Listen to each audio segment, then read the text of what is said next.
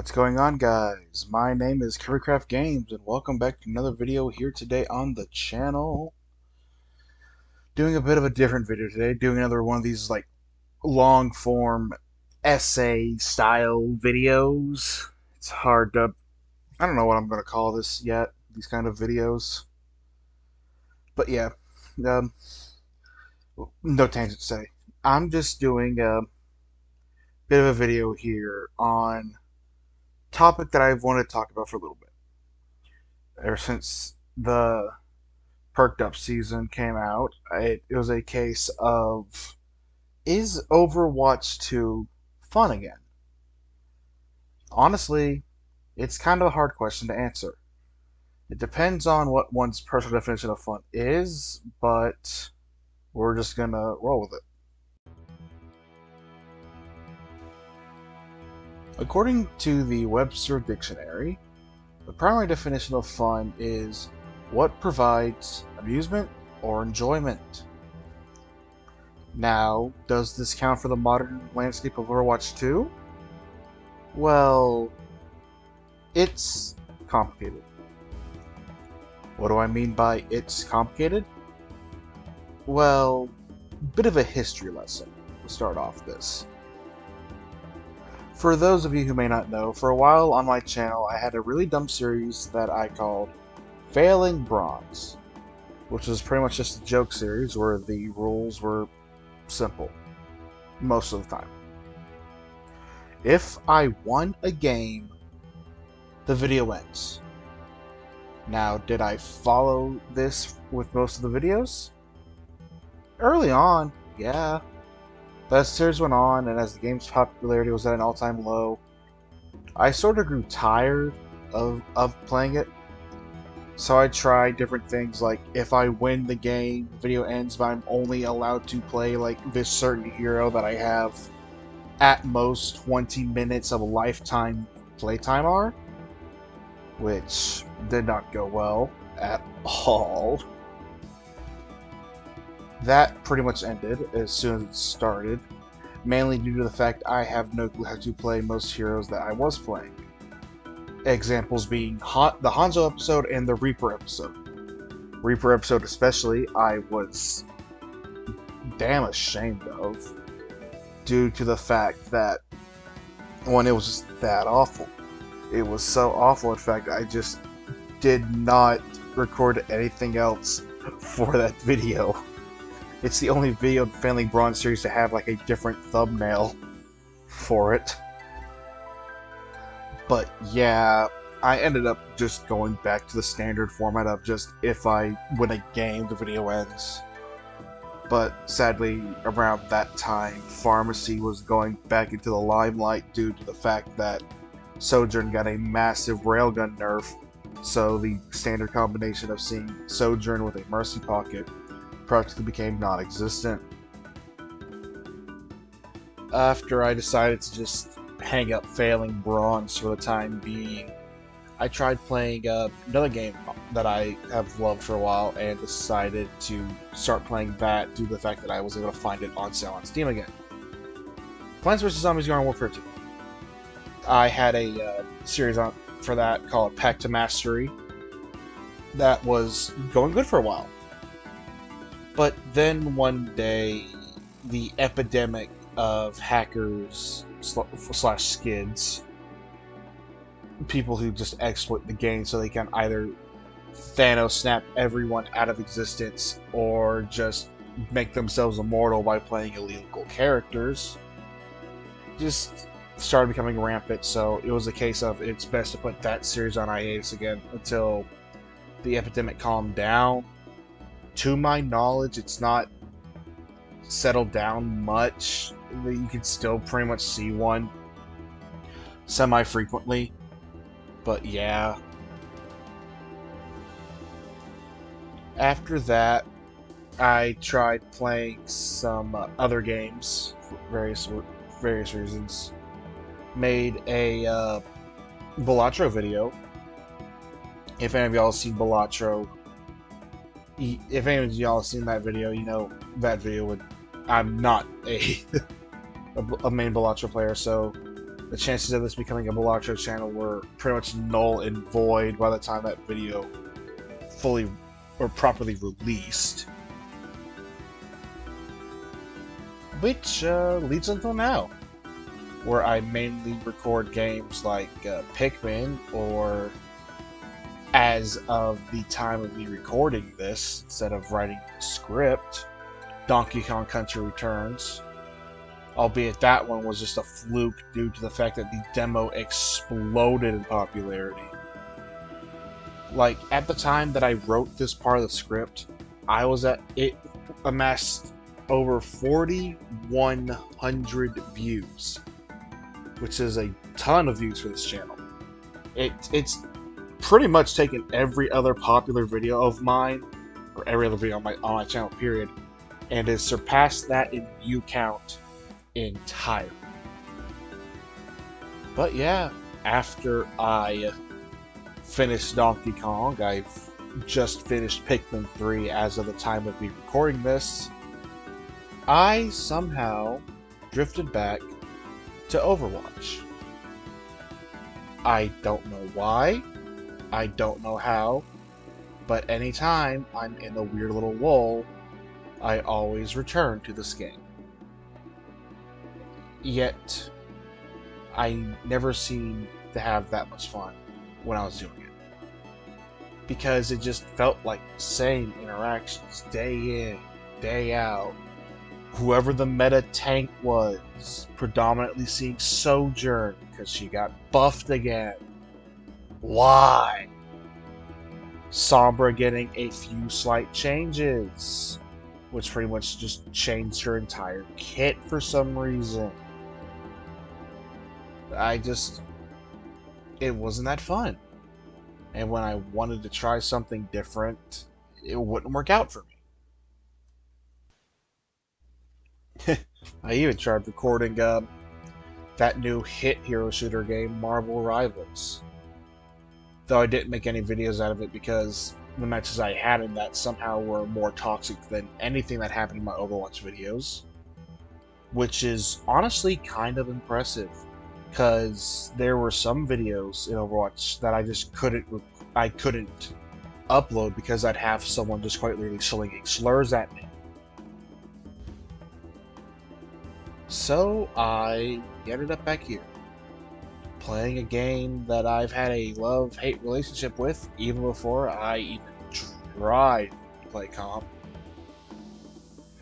But then again, trying to play comp the same season that Brig was first at probably wasn't the wisest move in hindsight, but that's besides the point. Which is the main reason why I decided to make this video, to see if the new changes made in Season 15 truly makes this game fun again. At the start of Season 15, there was no real balance changes made, you know? Nothing really shook up the game in terms of like someone getting giga buffed to all hell. But what did shake up the game was the introduction of the perks system. For those of you unaware, a month or so ago, as of the time of me writing this script, more than likely longer by the time the video goes up, definitely so because the next season has already started by the time I've been able to get the chance to record the audio for this video. Overwatch 2 got its most game-changing update yet. The perk system. A new core mechanic of Overwatch 2 that gives all heroes the option between new minor perks after a short period into the game, usually around the time that you get your first ultimate, and then 2 major perks later on in the game, around the second or third, depending on what kind of character you're playing.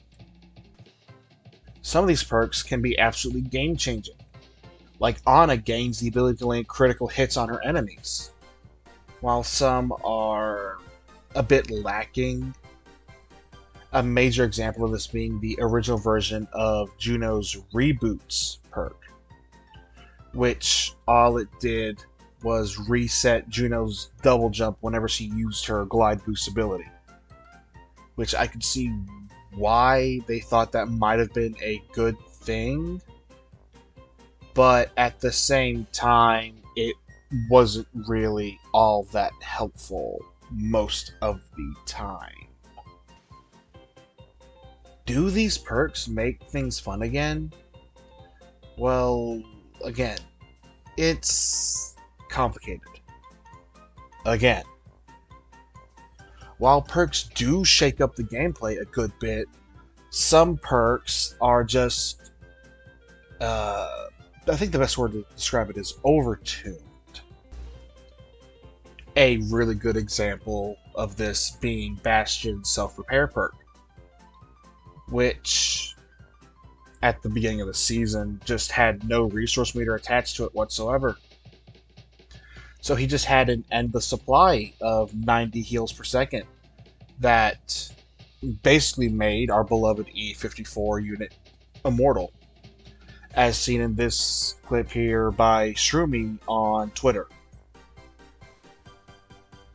Another perk that I would personally say is overtuned is Malga's Double Hearts perk, which makes him count as 2 people while he's on the objective, grants him a passive healing of 20 health per second while he's on the objective, which pretty much just make Malga the right... With the right setup means Malga can just endlessly stall an objective into overtime. Rather simply, it's kind of nuts.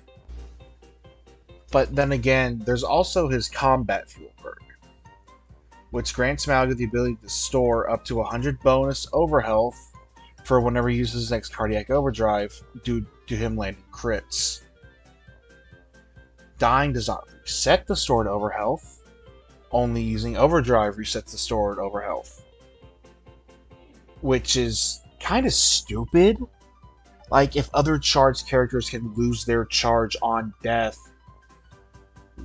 why give the Samoan Man why let the Samoan Man be any different?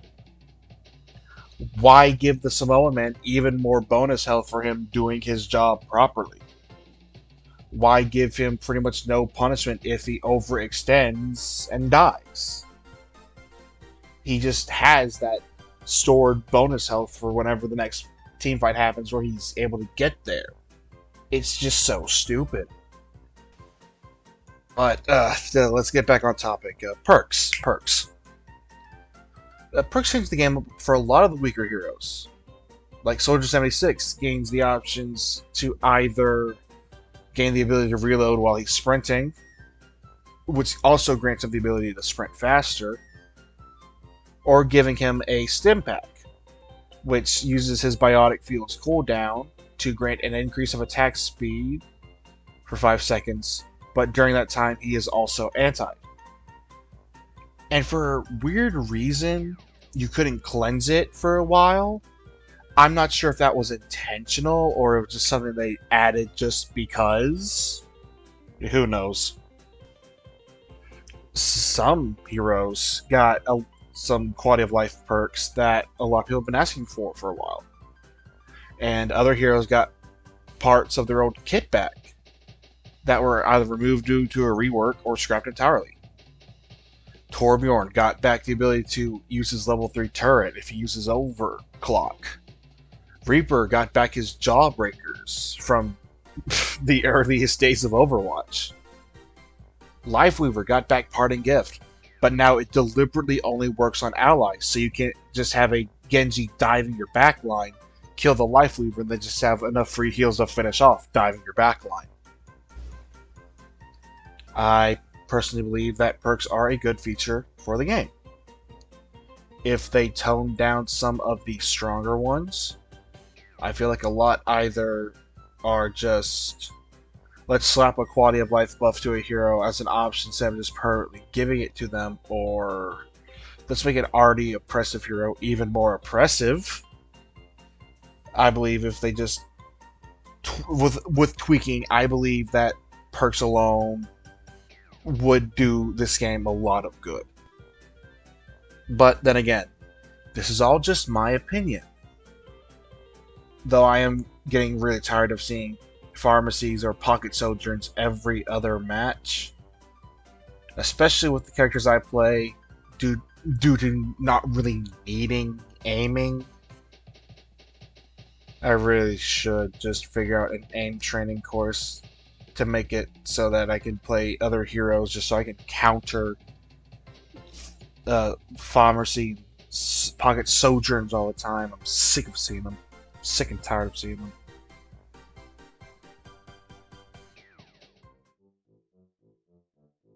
Let's get back on topic again. Uh, how do I actually feel when it comes to playing the game? For the most part, the game feels a lot livelier due to these changes. I mean, Counterwatch is not really an issue anymore, which is nice to see. Haven't really dared to try comp yet, though. Even if the new competitive weapon skins look really nice, I don't want to end up being someone's elo hell because my game says I should be in high silver for my predictive rank, despite the fact I have been in bronze since May of 2018. Main reason why I somewhat jokingly call myself now the Baron of Bronze. Because I highly doubt that anyone who actively plays the game has been stuck down here as long as I have. I mean, sure, my tank is technically silver, but at the same time I don't play tank as much as DPS or support. But if I did end up playing it enough, I'd probably be bronze down there as well. Then I'd truly be the King of Bronze. But yeah, in terms of quick play, I've been enjoying the game a lot more than I have over the past few seasons. Like I said before, counter swapping as a whole has pretty much seemed to disappear for the most part, unless it's near the beginning of a match. Like someone swapping off Echo after they got domed by Hanzo 0.2 seconds after the doors open on Dorado. I've seen that happen. If I have the clip still, I'll just pop it up here. It was the only time I've actually seen someone counter swap out of spite since perks have been implemented. So I personally believe that's an overall improvement. But as for my own personal experience overall, I've been having a lot more fun. Whether that's due to the fact that more toxic players have migrated over to Marvel Rivals or not remains to be seen, of course. I mean, lately no one has really been using game chat. I don't know if that's just a normal thing or not, because at least I used to be able to get people who would talk to me in game chat before. Nowadays, not so much. But yeah, in terms of how enjoyable the game is from a quick play experience, it's fine for the most part. Nothing too outrageous has happened yet, but I still personally feel like I should probably be asking someone else for their opinion on the matter. Someone who plays the game a lot more than I do, someone who somewhat has a proper career playing this game to some extent, has a good bit of influence on the community. I'm not saying that in terms of like, haha, be a puppet for my inner machinations and whatnot. No, I just mean like someone who has a broader view on the community to some extent, and but yeah, without further ado, please allow me to introduce my guest for the channel, Acid Queen. Okay, so just so anyone who's never seen you is watching this, would you mind introducing yourself to the audience? Yes, hello, I am Acid Queen. I am a Junkrat one trick. I've been playing Overwatch for I don't remember how long, but I at least have like 3,000 hours on the game. I was a Lucio one trick before being a Junkrat one trick. I play Lucio still occasionally, but I mostly play Junkrat now. I moved to do a little bit of variety with Marvel Rivals and Dead by Daylight and other variety games, but in general, I stick to I stick to playing Junkrat. I am the one female Junkrat player out there, I think.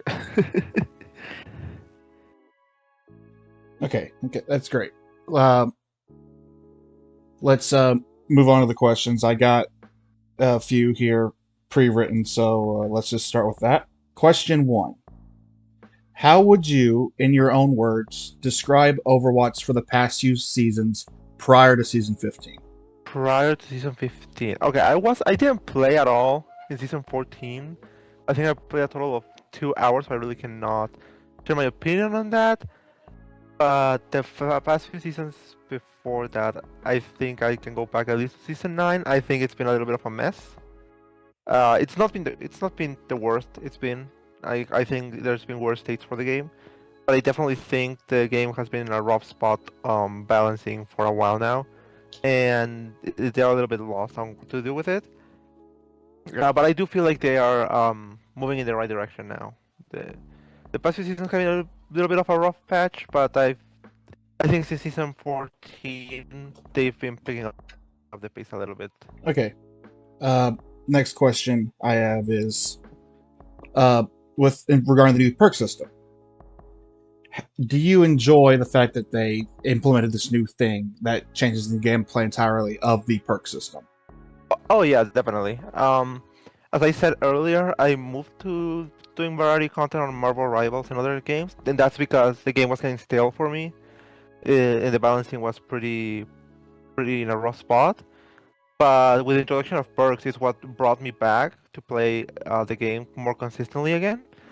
Uh, while I do believe some characters have too broken of perks, like Ana and Sojourn and whatnot. Farah maybe too with some of hers, and others have the Reinhardt ones or some of the Hogwarts. So while I do believe that they are still a little bit unbalanced and need some tuning, I do think it's a great addition to the game.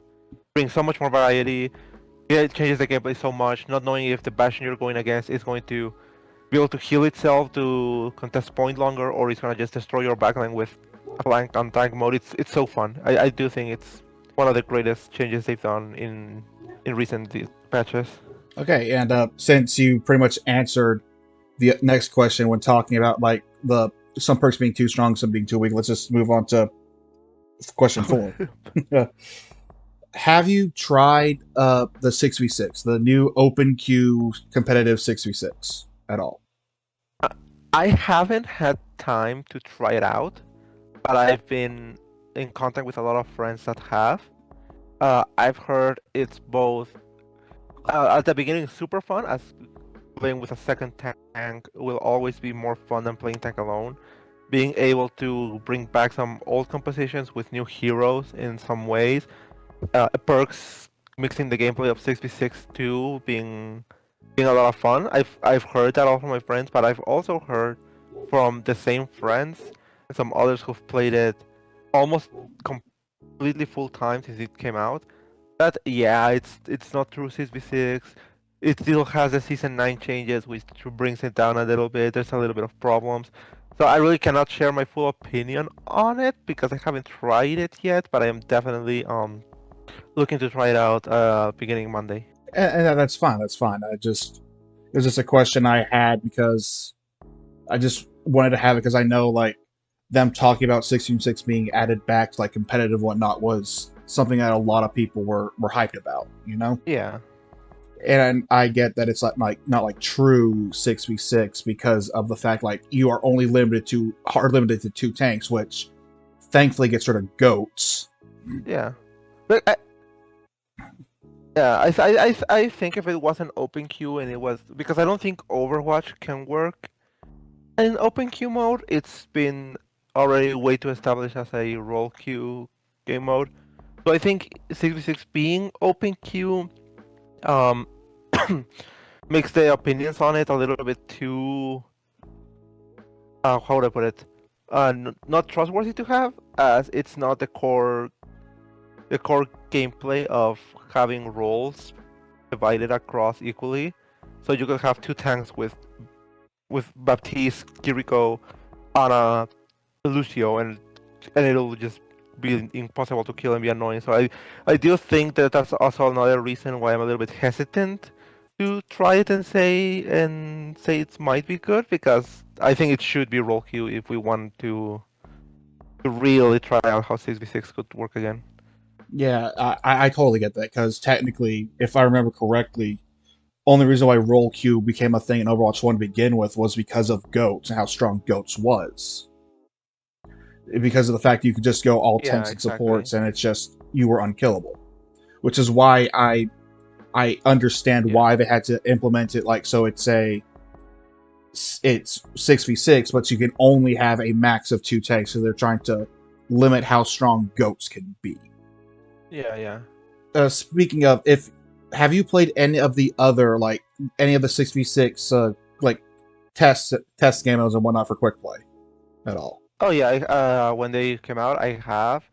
I again feel like they were a little bit scuffed as they really didn't bother changing too much on the balance, only HP pools on tanks. Especially the tanks, they did change the cooldowns, the damage, and their HP pools. But for every other hero, they basically remain the same. So you still have like a 5v5 version of Ana, which is basically unkillable. So now they just make putting her on 6v6, so she's just super strong. Yeah, it's okay. Yeah, I get that. It's a case where it's 6v6, but it's the case of it's only really 6v6 in terms of tanks. Everyone else is still 5v5. I understand that. Yeah.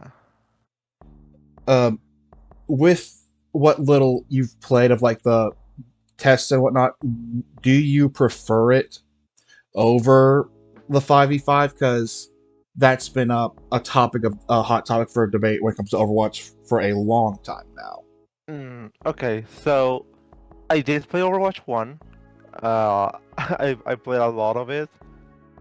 I climbed to like GM5 on Lucio way back then. Stayed there pretty consistently. So I it, the I don't like the newer 6v6 version as it has everything I dislike from 5v5, bloated HP pools, some overcomplicated passives like the DPS and support and tank passives that they brought. I feel like some of the perks are designed for a 5v5 environment, so they don't really fit into 6v6. I still think perks could work in 6v6 if they just got rebalanced to fit the number of players. But in general, I prefer 6v6 over 5v5 just because I we have well when did Overwatch came out 2016 and we have like at least like 6 to 7 years of data and gameplay and how it used to work and how it was pretty okay balance wise after roll queue was added until BAP and Break kinda broke the game with double shield. Yeah, But I I know firsthand about that because that's when I first started competitive was when Brick got at it, and that was not a fun experience at all. yeah, so I do think 6v6, in my opinion, I prefer it and it's better than 5v5. And I just think if they put a little bit more time and a little bit more resources into properly balancing a 6v6 test in a way that it's not just, oh, tanks have lower HP pools and a little bit of longer cooldowns. And they actually, well, like, let's rebalance all the heroes to fit into this proper environment. I do think 6v6 could just really show why it's the superior version of the game and why it was originally designed as a 6v6 environment. Okay, all I really have left is one final question, and it's probably like the major overarching one. Would you, after all these changes Overwatch has made when it comes to season 15 and hopefully moving forward, like we have Freya, whose play weekend is on now. I haven't played her myself yet, but would you consider Overwatch 2 fun again? Oh yeah, definitely. Uh, like I said, I left to play Rivals for like two straight months after it came out, as I was not finding the game enjoyable at all. Um, the gameplay was stale. It was just a rotation of the same three tanks on meta and the three same DPS on meta. So it was getting boring. But with this, all of that they're adding, and I think perk was the big changers for me, is that the game, yes, is incredibly fun. Once again, perks make the gameplay so insanely varied and fun. It completely changes some heroes' gameplays, like I said, Bastion. Lucio can just completely become a full-on DPS if you wanted to.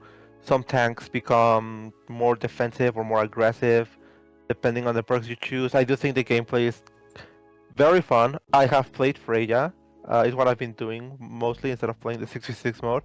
I do think she is one of the best designed characters they've added to the game. She might seem a little bit too simple with just like two abilities, but when you really look into her, she's super complicated, super skill required. Like if you're bad at aiming and bad at your cooldown management, that character is just going to straight up not be for you. And I like that. I like that they're bringing back the mechanically intensive characters. I like that they're trying to take bigger risks. With season 9, they tried it in a pretty poor way, as all they did was just increase HP pools and hitboxes in a way that doesn't really work. But with perks, they've really gone out there and said, you know what, let's try everything in a wild format. You know what? Why not let Farah move during her ult? I think that is very very good and fun. Uh, okay, that's all the questions I had. Anyone watching this, please, I'd like to thank Acid Queen for coming out for this. Reaching, this was a wonderful interview to have. Be sure to follow her on all of her platforms. I'm gonna leave them all in the description. And yeah, thank you for coming on. Thank you for coming on. This was really informative, and I hope to potentially have another interview with you in the future if they do a major change to Overwatch again. Yes, of course. It was my pleasure. I love doing tiny stuff like this, just answering my and sharing my opinions and stuff. By the way, sorry for background noises. I unfortunately don't have a proper setup. I stream from my living room, so I apologize for that. If there was any background noise that might have been heard, like my dogs barking, but yes, thank you for having me on. It's always a pleasure and a lot of fun to just talk about what I think of the state of the game and stuff. Okay, that's all I really needed. Thank you kindly. Yes, yeah, of course, anytime.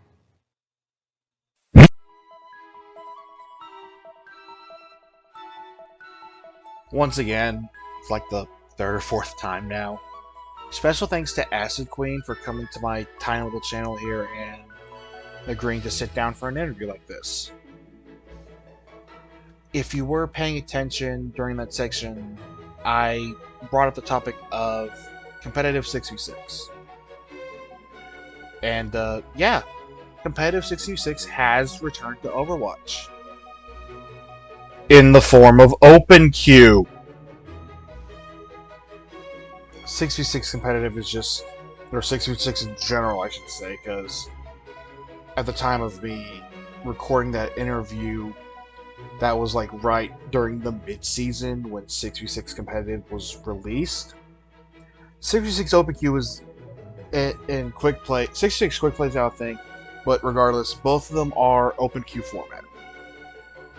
Open queue format means that you can choose any hero you want, but regardless of how many of that one hero you want.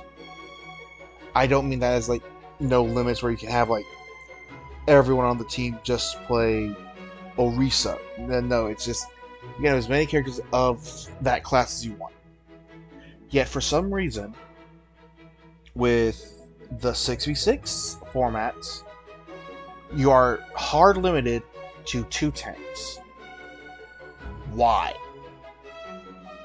Why is it limited to only 2 tanks in the game mode where tanks are deliberately nerfed? What I mean by this is tanks lost pretty much all of their bonuses from their passive.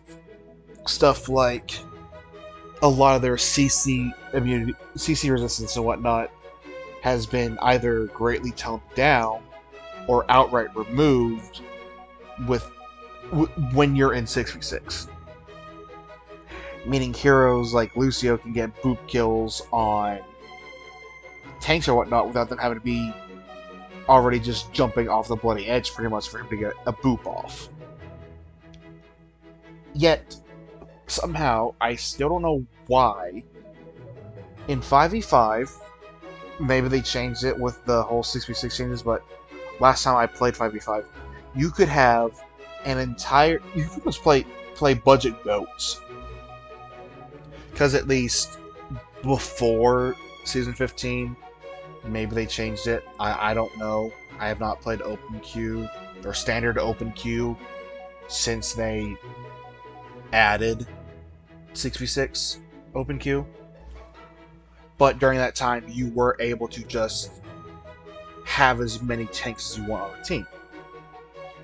Like, Flats, YouTuber Flats has this entire video on a competitive open on a spectating bronze competitive open queue game where they're all where one of the teams just quite literally was playing a budget goats. It was 4 tanks and then just Baptiste, because this was back when Baptiste had a bit more healing output than what he did currently in season 15. Currently now, I think he got back a lot of that healing recently. It was like a 30% buff to his healing, I think. But that's besides the point. Can't go on tangents. It was a case of you just pretty much had a budget goats, and it was a case of they held the game hostage. They could do whatever they wanted due to that fact. And yet, somehow, for some reason, the game mode where tanks are deliberately weaker has this weird limitation about it to the fact you can only choose 2 tanks. Why make it open queue at all then? If you just want people to stick to 2 tanks, 2 DPS, 2 support, why limit people with synergies? Because certain heroes, especially with some of their newer tanks, like Junker Queen, Hazard, or Ram, they could probably do well when paired with like a couple of other tanks. So you have this combination of like this hybrid dive class using Junker Queen, Hazard, Doomfist, going up against a more protective class like Rhine, Zarya, and Ramatra.